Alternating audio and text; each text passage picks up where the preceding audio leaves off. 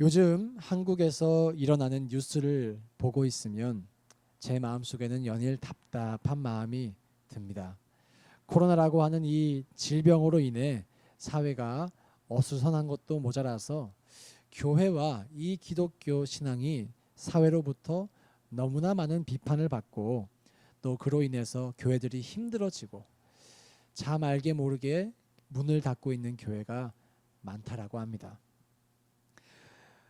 이 모든 상황 중에서 제 마음을 가장 아프게 하는 것이 있다면 사람들이 교회를 외면하기 시작했다라고 하는 것입니다. 올해 6월 초에 한국의 한 설문단체에서 종교에 대한 인식조사를 실시하였다고 합니다. 어떻게 종교를 recognize 하느냐, 그것을 질문하는 설문조사였습니다. 기독교, 천주교, 불교에 대해서 당신이 가지고 있는 이미지가 무엇입니까? 라고 하는 질문을 했는데 불교와 천주교에 대해선 국민들이 대부분 온화하다, 또 절제적이다, 톨러레이트하다, 그런 긍정적인 이미지가 대다수였던 반면에 개신교에 대해서는 거리를 두고 싶다가 32%, 이중적이다라는 평가가 30%, 놀라지 마십시오. 사기꾼 같다라는 평가가 29%였다라고 합니다. 100% 중에 거리를 두고 싶다가 32%, 이중적이다가 30%, 사기꾼 같다가 29%였다고 합니다. 91%가 부정적인 응답이었습니다. 지난 2달간 이 이미지가 좋아지기보다는 더 악화가 되었으니 아마 지금 다시 여론조사를 한다면 이보다 더 안 좋은 결과가 나올 수도 있겠습니다. 성경은 교회가 세상으로부터 핍박을 받을 것을 말씀하고 있습니다. 타협할 수 없는 진리 때문에 핍박받을 것이니 그것을 두려워하지 말라라고 말씀하고 있습니다. 그러나 교회가 핍박을 받는데 그 타협할 수 없는 진리 때문에 핍박을 받는 것이 아니라 지혜롭지 않은 처신과 말과 행동이 다른 이중적인 모습 때문에 비판을 받는다는 것은 참으로 마음이 아픈 일입니다. 그리고 이제는 핍박 정도가 아니라 가까이 하고 싶지 않다라고 하는 낙인이 찍혀서 사람들의 외면을 받고 있으니 복음의 통로가 되어야 할 이 교회가 오히려 복음을 가로막는 안타까운 상황이 되었습니다. 이 상황에서 우리는 무엇을 해야 할까요? 우리는 미국에 있는 사람들이고 이민교회에 있는 사람들이니 한국교회야 어떻게 되든 우리와 관계없는 일이라고 우리가 여길 수 있을까요? 그렇지 않습니다. 우리는 다 함께 하나님의 나라를 세워가고 있고 그러한 한국적인 사회의 분위기는 이민 사회에도 직간접적인 영향을 미칩니다. 남의 일이 아니라는 것이죠.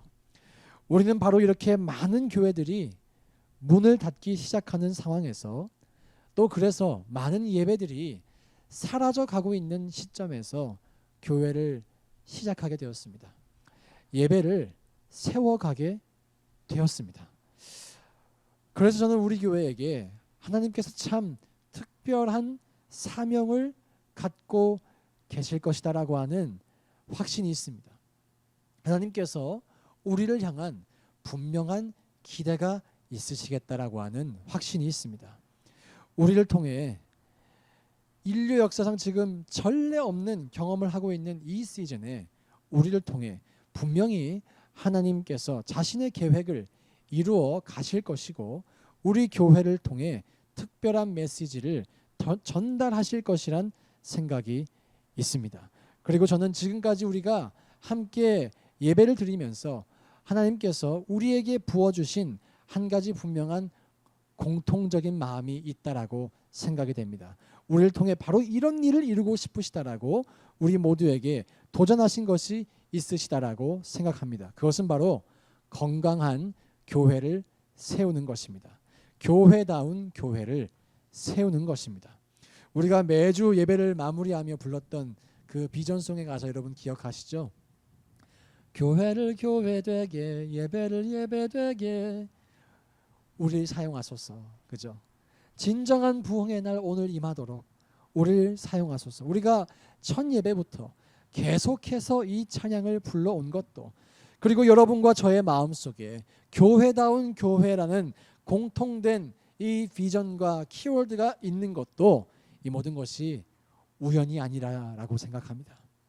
하나님의 섭리 속에 우리가 이 한 시간 한 공간 안에 교회를 섬기게 되었습니다. 주님의 기쁘신 뜻을 이루기 위해 그렇게 된 것입니다. 하나님의 계획 속에 그 일이 일어난 것입니다. 그것도 많은 교회들이 문을 닫고 있는 이 시기에, 예배가 사라져가는 시기에 이 사명을 감당하게 된 것입니다. 하나님께서 한 시대의 챕터를 바꾸시며 역사의 한 페이지를 넘기고 계신 이 시점에, 이 변화의 시대의 변화 속에 우리 교회를 주목하고 계시다라는 것입니다. 미꾸라지 한 마리가 물을 흐르게 한다라고 하는 한국어 속담이 있습니다. 어떤 의미인지는 여러분 모두가 잘 아실 것이라고 생각합니다.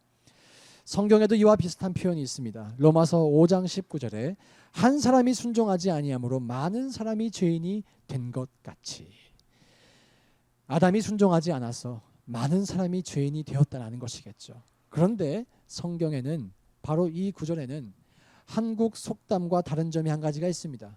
바로 그 다음에 이 말씀이 있다는 것입니다. 한 사람의 순종하심으로 많은 사람이 의인이 되리라. 한 사람의 순종하심으로 많은 사람이 의인이 되리라. 즉 성경은 말씀하고 있습니다. 미꾸라지 한 마리가 물을 흐릴 수도 있지만, 또한 한 사람 예수 그리스도께서 순종하여 많은 사람이 의인이 될 수 있다라고 하는 이 놀라운 진리를 말씀하고 있습니다. 여러분, 교회가 무엇인가요? 성경은 그 교회를 예수 그리스도의 몸이라고 말씀하고 있습니다. 그렇다면 예수님의 몸인 우리가 한 교회라도 순종한다라면, 암울하고 어두운 이 시대 가운데에도 여전히 하나님은 그 한 교회의 순종으로 말미암아 많은 사람을 의인되게 하실 줄 믿습니다. 저는 저와 여러분들이 바로 이 일에 쓰임받기를 사모하고 소망하며, 이 어려운 시대 가운데에도 낙심하지 않고 앞으로 전진할 수 있기를 주의 이름으로 축원합니다. 오늘 사도행전 본문에도 자칫하면 낙심할 수 있는 사람들의 이야기가 쓰여져 있습니다. 본문 바로 앞에 4장 18절에는 이런 말씀이 있습니다. 그들을 불러 경고하여 도무지 예수의 이름으로 말하지도 말고 가르치지도 말라 하니. 지금 무슨 말씀입니까? 베드로와 요한이 성령이 충만해서 전도를 하고 다니는데, 유대인의 지도자들과 그 유대인의 거버먼트, 정부가 예수의 이름으로 말하지도 마라, 예수의 옛자도 꺼내지 마라, 그리고 예수를 가르치지 마라, 전도하지 마라 라고 말하며 이 일을 가로막고 있는 것입니다. 성령 체험을 하고 예수의 복음을 들고 사방을 돌아다니면서 복음을 전해도 지금 모자랄 판에 상황이 가로막혀 있는 것입니다. 핍박이 더 강해지고 있는 것입니다. 여러분이 베드로와 요한이 겪은 바로 이 상황이 왠지 우리의 상황과 조금 비슷하다라는 생각하지 않으세요? 아니, 교회를 개척했으면 어서 이 복음을 전하고 모이기를 힘써야 되는데 우리가 지금 그러고 있지를 못하잖아요. 우리도, 베드로도 요한도 같은 어려움을 겪고 있는 것입니다. 그리고 바로 그렇기 때문에 우리는 이들이 어떻게 이 상황을 돌파하는지를 눈여겨볼 필요가 있습니다. 이들이 이 핍박 앞에서 복음을 전하지 못하게 가로막고 있는 상황 앞에서 무엇을 하는지를 잘 살펴볼 필요가 있습니다. 이들이 무엇을 하고 있나요? 한 마음으로 기도하고 있습니다. 한 마음으로 예배하고 있습니다. 그러자 어떤 결과가 나타났나요? 31절에 나타나 있습니다. 함께 우리 31절 다 함께 읽어볼까요? 시작. 빌기를 다하매 모인 곳이 진동하더니 무리가 다 성령이 충만하여. 여기까지 읽겠습니다. 성령이 충만하여. 그들이 예배하자, 그들이 기도하자 성령이 충만하였다라고 말씀하고 있습니다. 이것이 바로 예배하는 공동체의 첫 번째 비밀이에요. 예배하는 공동체는 그 어떤 일이 일어난다 할지라도 성령으로 충만합니다. 상황이 가로막혀 있어도, 핍박이 있어도, 주변에서 아무리 견제구를 던져도 성령으로 충만한 것을 막을 수가 없습니다. 그리고 이렇게 성령으로 충만한 사람은 낙심하지 않아요. 성령으로 충만한 사람은 마음이 피곤하지도 않습니다. 성령으로 충만한 사람은 두려움도 사라지고 담대해질 수 있습니다. 저는 코로나를 겪고 있는 우리 모두에게 가장 필요한 것이 있다면 바로 이 성령의 충만이라고 믿습니다. 여러분들이 동의하든 동의하지 않으시든 지금 우리의 삶에 피로도와 스트레스 지수가 그 어느 때보다도 높다는 거 여러분 알고 계세요? 개개인뿐만 아니라 이 사회의 전반적인 스트레스 지수가 아마 인류 역사상 가장 높은 시즌일 것입니다. 모든 인류가 이렇게 공통적인 스트레스를 경험하는 것 인류 역사에 없었을 것입니다. 모두가 다 함께 경제적인 어려움을 겪고 있고, 모두가 다 함께 사회적인 단절을 겪고 있고, 모두가 다 함께 바이러스 때문에 생명의 위협을 겪고 있습니다. 인류 역사상 처음으로 이런 상황 속에서 우리가 느끼는 피로도가 있다라는 거예요. 피곤함이 있다라는 것입니다. 스트레스가 있다라는 것입니다. 일반적으로 우리가 피곤하거나 스트레스를 받으면 무엇을 하나요? 쉽니다. Take some rest. 쉬어야 한다라고 생각해요. 좀 쉬면 괜찮아질 거야 라고 이야기합니다. 피곤할 때, 스트레스 받을 때. 그런데 그렇게 쉼을 통해 해결이 되는 문제도 있지만 아무리 쉬어도 해결되지 않는 피로도가 있습니다. 코로나라고 하는 바로 그 상황이 그런 피로도입니다. 쉬어도 다시 그 상황이 지금 반복되고 있기 때문에 그렇습니다. 그렇기 때문에 우리는 이 상황을 극복할 수 있는 내적인 힘이 필요합니다. 영혼의 두려움을 걷어낼 수 있는 빛이 필요합니다. 그 모든 것이 무엇입니까? 성령의 충만함이라는 것입니다. 성령으로 충만하여져서 오늘 베드로와 요한이 자신들을 핍박하는 자들에게 오히려 복음을 담대히 전하는 것처럼 저는 우리 모두가 성령으로 충만하여져서 우리를 위축시킬 수도 있는 이 상황을 오히려 도리어 제압해버리고 넉넉하게 이길 수 있기를 주님의 이름으로 축원합니다. 성령으로 넉넉히 이길 수 있는 사람은 아니 도대체 이 상황이 언제 끝나는 거야? 너무 힘들어. 이런 절망적인 자세를 갖지 않아요. 성령으로 충만한 사람은 이 거친 파도 앞에서 오히려 주와 함께 날아오르며 영적으로 비상합니다. 이 파도를 파도 타게 하며 서핑하며 주님과 함께 인조해할 수 있습니다. 여러분 유명한 그 찬양의 가사가 있잖아요. 거친 파도 날 향해 와도 주와 함께 어떻게 해요? 날아오르리 폭풍 가운데 나의 영혼 잠잠하게 주를 보리라. 요동하지 아니하고 잠잠하게 주를 보리라. 전 여러분들에게 바로 이 코로나 시즌 가운데 이러한 은혜가 있기를, 성령 충만의 은혜가 있기를 주님의 이름으로 축원합니다. 그래서 우리가 계속해서 예배해야 됩니다. 아니 더 예배를 잘 드려야 됩니다. 9월 한 달을 예배를 회복하는 달로 정하고 우리가 각자의 삶 속에서 예배를 회복할 수 있는 최선의 노력을 다해보려고 합니다. 여러분이 이 한 달 동안 다 함께 말씀과 기도 안으로 더 깊이 들어가며 이 성령 충만을 경험하실 수 있기를 소망해요. 그리고 그로 인해 이 상황 가운데에서도 내가 기뻐할 수 있구나.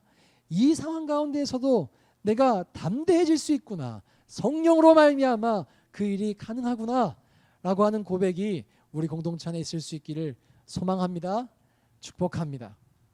성령님은 우리가 그분으로 충만해지기를 사모할 때 반드시 우리에게 함께 해주세요. 그리고 특별히 성령님은 우리가 어려워할 때 더 우리에게 깊이 역사해 주십니다. 따라서 우리 이 9월 한 달을 성령님으로 충만해질 수 있는 절호의 찬스로 여기십시오. 성령을 의지하고 우리의 삶에서 실제로 승리를 맛볼 수 있는 절호의 찬스라고 여러분 생각해 보십시오. 저와 여러분 모두가 이 기회를 선용할 수 있기를, 또 이 예배를 회복함으로 말미암아 참 예배가 무너져 있는 수많은 사람들에게 그 은혜를 흘려보낼 수 있는 저와 여러분 될 수 있기를 주의 이름으로 축원합니다. 예배하는 공동체의 두 번째 비밀은요, 어떠한 상황에서도 복음을 전한다라는 것입니다.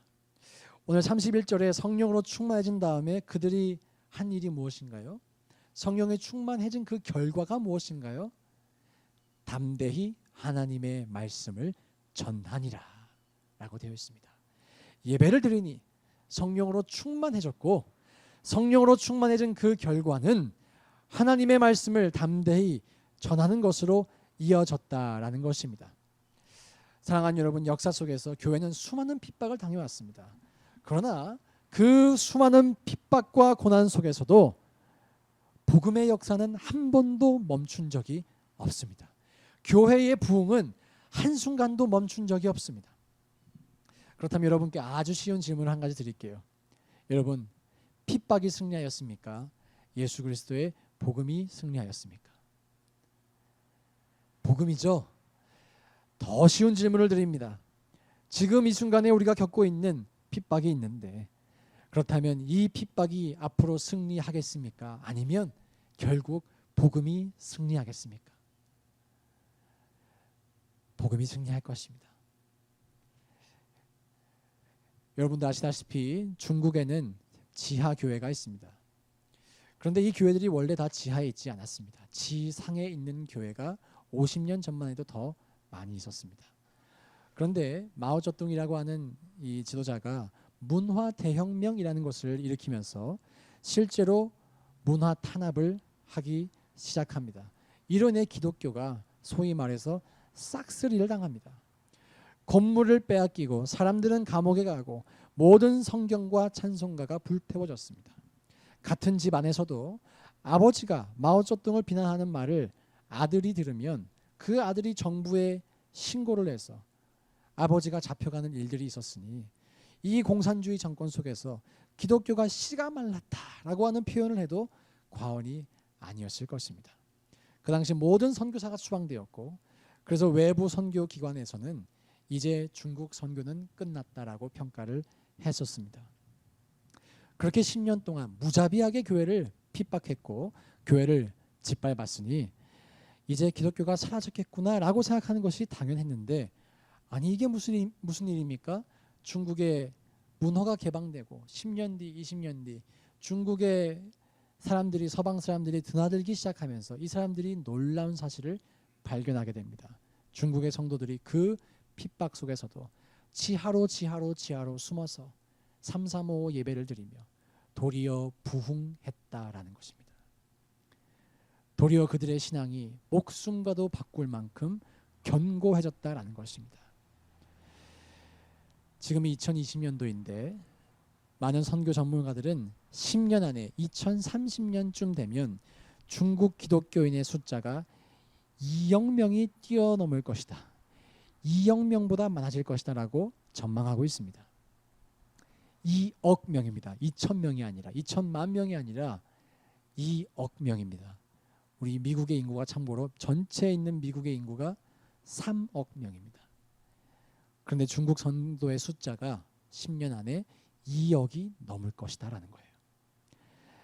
엄청난 역사입니다. 그 핍박에도 불구하고 엄청난 부흥이 일어난 것입니다. 여러분 자세히 살펴보십시오. 핍박이 있다고 복음이 위축되지 않습니다. 도리어 핍박은 복음을 복음되게 하고 그 복음을 더욱 견고하게 합니다. 저는 이 핍박의 상황이, 이 어려움의 상황이 우리의 믿음이 진짜인가, 우리의 예수 그리스도를 향한 그 믿음이 정말 순수한 믿음이며 진실된 믿음이며 핍박을 각오할 만큼 성숙한 믿음인가를 돌아볼 수 있는 계기가 되기를 소망합니다. 우리가 믿는 이 예수 그리스도의 복음은 어떤 핍박 앞에서도 단 한 번도 위축되거나 멈춰선 적이 없고 오히려 견고하여져서 계속해서 힘차게 전진해 왔다라고 하는 그 사실, 그리고 앞으로도 그럴 것이라고 하는 그 사실 우리가 기억하기 원합니다. 따라서 우리가 담대하기 원합니다. 담대한 복음의 증인이 될 수 있기를 소망합니다. 이 시기에 교회를 욕하고 등지는 사람도 많이 있지만 여전히 복음이 필요한 사람도 많이 있습니다. 여러분, 우리가 코로나라고 해서 위축될 것이 아니라 어떻게 해서든 복음을 전할 수 있는 통로를 찾아야만 하는 시기인 것입니다. 우울증이 증가하고 있다고 합니다. 정신병이 증가하고 있다고 합니다. 그렇다면 빛 대신 예수, 그 모든 질병을 해결하실 수 있는 예수를 누군가는 전해야 하지 않겠습니까? 지금 전 세계는 코로나 백신을 간절하게 기다리고 있잖아요. 우리도 기다리고 있죠. 그런데 여러분, 이 백신이 나온다 해도 여전히 중요한, 여전히 모든 인류에게 필요한 백신이 있습니다. 그것은 바로 죄를 해결할 수 있는 백신, 복음입니다. 코로나 백신을 원하는 이유는 죽지 않기 위해서인데 그 백신을 맞아도 사람은 언젠가 죽게 되어 있어요. 그러나 죽어도 죽지 않게 하는 영원한 생명을 주는 백신이 있으니 바로 그것이 복음이라는 것입니다. 교회는 그 백신을 전파할 수 있는 유일한 곳입니다. 유일한 공동체입니다. 그러므로 여러분, 우리가 이 위대한 백신을 갖고 있다라고 하는 자부심을 잃지 마세요. 위축되지 마세요. 여러분 안에 그 백신이 심겨져 있고 여러분 안에 죄의 항체가 있다라고 하는 그 사실, 여러분 잊어버리지 마십시오. 자신감을 가지시고 자부심을 가지십시오. 지금 코로나 항체 가진 사람들은 마음이 편하잖아요. 그죠? 우리는 죄의 항체가 있는 사람들입니다. 그리고 이 항체를 전해주어야 할, 전해줄 수 있는 존귀한 존재들입니다. 담대해지시고 견고해지시기를 소망합니다. 그래서 현재 우리 이 사회적인 상황을 고려해서 가장 지혜로운 방식으로, 또 상대방을 가장 사랑해 줄 수 있는 방식으로 꾸준하고 또 담대하게 우리의 주변 사람들에게 복음을 전하는 삶을 살아갈 수 있는 저와 여러분 될 수 있기를 주의 이름으로 축원합니다. 예배하는 공동체, 그 공동체의 비밀, 성령으로 충만해집니다. 그리고 두 번째, 담대히 복음을 전하게 되어 있습니다. 이 공동체의 마지막 비밀, 오늘 본문에 나타난 마지막 비밀은 예배하는 공동체는 하나가 된다라는 것입니다. 우리 다 함께 32절 말씀을 읽어보겠습니다. 4장 32절 함께 읽어보겠습니다. 시작. 믿는 무리가 한 마음과 한 뜻이 되어 모든 물건을 서로 통용하고 자기 재물을 조금이라도 자기 것이라 하는 이가 하나도 없더라. 본문이 뭐라고 증거하나요? 믿는 무리가 한 마음과 한 뜻이 되었습니다. 그리고 한 마음과 한 뜻이 되니 나타난 현상이 있어요. 그것이 뭐예요? 모든 물건을 서로 통용하고 자기 재물을 조금이라도 자기 것이라 하는 이가 하나도 없게 되었습니다. 그래서 34절엔 이런 말씀이 있습니다. 그 중에 가난한 사람이 없으니. 서로 내 것을 내 것이라고 하지 않았으니까 교회 안에 가난한 사람을 섬기게 되었고 이제 교회 안에는 더 이상 가난으로 고통받는 사람이 없었다라는 것입니다. 참 아름다운 모습입니다. 그리고 우리가 갈 천국은 바로 이런 곳이라고 저는 믿습니다. 일반적으로 재산을 합치고 공유한다라는 것은 결혼한 사람들 안에서만 가능한 일이죠. 또 가족들 안에서만 가능한 일입니다. 그런데 교회 안에서 그런 일이 일어났다라고 하는 것입니다. 교회가 가족이 된 것입니다. 한 마음과 한 뜻을 가지고 서로를 진심으로 사랑하고 서로를 위해 희생할 수 있는 영적인 가족이 된 것입니다. 천국에서만 일어날 법한 일이 정말 이 지상에 연약한 교회 안에서도, 불완전한 교회 안에서도 일어나게 된 거예요. 왜 성경이 교회의 이런 모습을 기록하고 있을까요? 저는 최소한 두 가지 이유가 있다고 생각합니다. 첫째는 이런 일이 가능하다라는 것을 보여주기 위함이고, 두 번째는 그러므로 이런 공동체를 추구하라라는 것이라고 저는 믿습니다. 근데 여러분께 한번 질문 드려볼게요. 여러분, 지금까지 신앙생활 하시면서 정말 이런 공동체 경험해 보셨나요? 모든 사람이 한 마음과 한 뜻이 돼서 교회 안에 가난한 사람이 더 이상 없는 그런 공동체. 한두 번 우리가 구제할 수 있겠죠. 교회의 이름으로. 그 정도를 넘어서서 정말 교회 안에 가난한 사람이 아예 없는 그런 공동체, 여러분 경험해 보셨습니까? 혹은 그런 교회가 있다라는 소문이라도 들어보셨습니까? 이렇게 질문 드려보면 경험했습니다, 소문이라도 들어보았습니다 라고 하는 답변보다는 성경 속에만 들어보았습니다 라고 하는 답변이 더 많더라고요.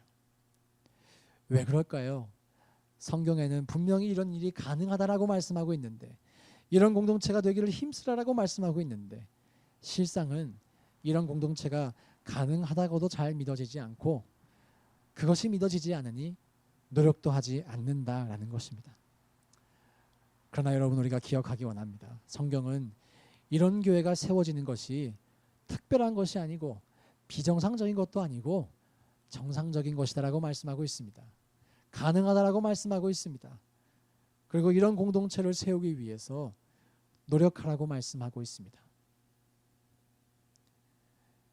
하나님께서는 인간적인 수준의 사랑을 뛰어넘은 하나님 수준의 사랑이 나타나는 교회가 이 인류 역사에 나타나기를 저는 지금 이 순간에도 기대하고 기다리신다라고 믿습니다. 만약 여러분이 아직까지 이런 교회, 이런 공동체를 경험해 보지 못하셨다면 바로 지금이 그 공동체를 세워가기 위해 노력해야 할 때입니다. 한 마음과 한 뜻으로 예배하고 성령으로 충만하여져서 이 땅의 상식으로는 도저히 이해할 수 없는 공동체, 천국의 모형을 그대로 본을 떠서 이 땅에 그려놓은 듯한 그 공동체에 들어가기만 해도 벌써 저 천국이 느껴지고 경험되는 그런 공동체, 저는 우리 늘사랑교회가 그런 공동체가 될 수 있기를 진심으로 소망하고 기도하며 여러분과 제가 그 일에 한 마음과 한 뜻이 되기를 소망합니다. 우리가 연약하고 부족하기 때문에 이 일을 이루어 가는데 실수도 있을 수 있겠죠. 하지만 이런 공동체를 꿈꿀 수 있다는 것, 그리고 그 꿈꾸는 공동체를 위해 함께 노력할 수 있다는 것, 저는 그것 자체가 너무나 행복한 일이고 우리의 인생 가운데 정말 아무나 할 수 없고 아무나 경험할 수 없는 영광스러운 미션이라고 믿습니다. 가치 있는 일이라고 믿습니다. 요한복음 13장 34절 35절에는 이런 말씀이 있습니다. 새 계명을 너희에게 주노니 서로 사랑하라. 내가 너희를 사랑한 것 같이 서로 사랑하라. 너희가 서로 사랑하면 이로써, 그 다음에 나오는 말씀 다 알고 계시죠? 이로써 모든 사람이 너희가 내 제자인 줄 알리라. 너희가 서로 사랑하면 이로써 모든 사람이 너희가 내 제자인 줄 알리라. 우리가 예배하는 공동체 두 번째 특징, 전도하는 공동체라고 했는데, 전도하는 것이 어떻게 보면 특별한 일이 아닌 것입니다. 서로 사랑하면 이로써 모든 사람이 너희가 내 제자인 것을 알게 될 것이다라고 예수님은 말씀하셨습니다. 사회로부터 교회가 비판을 받고 있는데 이것을 어떻게 해결할 것이냐? 우리가 서로 사랑하면 이로써 우리가 모든 사람이 우리가 예수님의 제자인 줄을 알게 되는 것입니다. 그래서 바로 지금이 그 어느 때보다 우리가 서로를 사랑할 때입니다. 바로 지금이 그 어느 때보다 이런 교회를 세워갈 때입니다. 그래서 모든 사람으로 하여금 예수 그리스도의 진짜 제자들이 어떠한 모습인지, 예수 그리스도의 진짜 교회가 어떠한 사람들인지, 어떠한 공동체인지를 알게 해야 할 때인 줄로 믿습니다. 지난 한 주간을 지내며 제게 어떤 분이 이런 이메일을 보내주셨어요. 신앙생활 아주 착실하게 하시는 분이고 교회에서도 너무나 잘 섬겼던 분이고 직분도 있으신 분이 이런 질문을 하셨습니다. 목사님, 한국 기독교에 희망이 있다라고 생각하십니까? 한국 교회에 또 미국 교회에 지금 시끄러운 일 참 많이 있거든요. 정말 희망이 있다라고 생각하십니까? 뭐라고 제가 대답했을까요? 그럼요. 희망이 있습니다. 우리가 여전히 예배할 수 있기 때문에 우리는 희망이 있습니다. 오늘 본문에서만 보아도 그렇죠. 상황이 어둡고 우리를 가로막은 것 같지라도 예배할 때 일어나는, 진정으로 예배할 때 일어나는 변화를 여러분 보십시오. 그 상황에도 불구하고 하나님의 진짜 교회가 어떤 교회인지를 모든 사람에게 알게 하지 않습니까? 사랑하는 여러분, 우리에게 이런 기대와 소망이 있기를 원합니다. 다가오는 한 달 정말 이 기대 가지고 하루하루 최선을 다해 살아보십시오. 예배는 우리가 평생 드리는 것이지만 다가오는 한 달만큼은 이전에 없던 예배로, 이전에 없던 감사로, 이전에 없던 경배로 하나님을 예배하는 삶을 여러분 살아보시기 바랍니다. 오늘 제가 이렇게 설교하는데 계속 찬양들이 이렇게 많이 떠오르네요. 이런 찬양이 있잖아요. 송축해 내 영혼아 거룩하신 이름. 그 다음에 가사가 뭔가요? 이전에 없었던 감사로 나 주님을 경배, 이전에 없었던 예배로 나 주님을 예배해. 2020년 9월 시간이 지나 우리가 뒤를 돌아볼 때 사도행전 이 4장을 보는 것처럼 우리가 이렇게 어렵고 힘든 가운데에서도 최선을 다해 예배했었다라고 하는 그 시즌으로 기억될 수 있기를 주의 이름으로 축원합니다. 그래서 우리 모두가 성령으로 충만해지고 담대히 복음을 전하고 한 마음과 한 뜻 되어 서로를 사랑할 수 있기를, 이전에 없던 예배를 드릴 때 이전에 없는 공동체가 탄생하는 그 경험을 우리가 해볼 수 있기를 존귀하신 주님의 이름으로 축원합니다. 이 시간 함께 찬양하시며 나아가실 텐데요. 지난 15주 동안 우리가 변치 않고 불렀던 찬양입니다. 교회를 교회되게, 또 예배를 예배되게. 아까 찬양팀 연습하면서 이 찬양 우리가 다시 한번 연습할 필요가 있을까요? 그러니까 안 해도 될 것 같다고. 너무나 익숙해진 고백이죠. 익숙한 고백이니만큼 정말 진정한 우리의 심령의 고백이 될 수 있기를 소망합니다. 그리고 여러분, 우리가 한 가지 기억했으면 좋겠어요. 하나님께서 우리에게 미션을 맡기셨다라고 제가 말씀을 드렸잖아요. 하나님도 아무에게나 이런 미션을 맡기시지 않습니다. 지금까지 여러분들이 최선을 다해 수고해 오셨기 때문에, 지금까지 여러분의 삶에서 여러분이 하나님을 사랑해 오셨기 때문에 우리를 신뢰하시고 이 미션을 주신다라고 저는 믿습니다. 우리에게 미션이 주어졌다는 것, 그것은 어찌 보면 우리에게 상급이 주어졌다라는 것입니다. 그 사실을 기억하며 이 찬양 드리며 우리가 사랑하는 그 하나님, 우리가 더 사랑할 수 있기를, 우리가 사랑하는 그 하나님, 우리의 교회를 통해 make him known, 더 많이 알릴 수 있기를, 그 소망을 가지고 함께 찬양하시겠습니다.